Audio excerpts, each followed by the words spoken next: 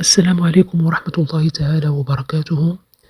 عنوان وحيد وخبر عاجل بأن نظام الكبرانات والنظام الجزائري يحاول شراء الذمم في إفريقيا، حيث عبر جل المحللين والنشطاء واليوتيوبر الجزائريين من بينهم أنور مالك، وليد كبير، شوقي بن زهرة على غضبهم تجاه منح تبون $1,000,000,000 لإفريقيا في إطار ما أسماه التنمية الإفريقية.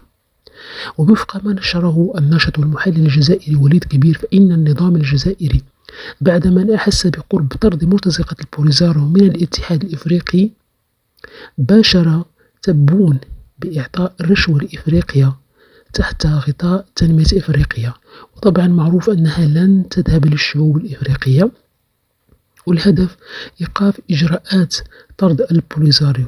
وأضاف أن عوض أن يولي النظام السفيه الأهمية لرفع المعاناة عن الجزائريين الذين يعيشون أوضاعا كارثية، فضل تبون بعضرة أموال الشعب يمينا وشمالا على غير الجزائريين.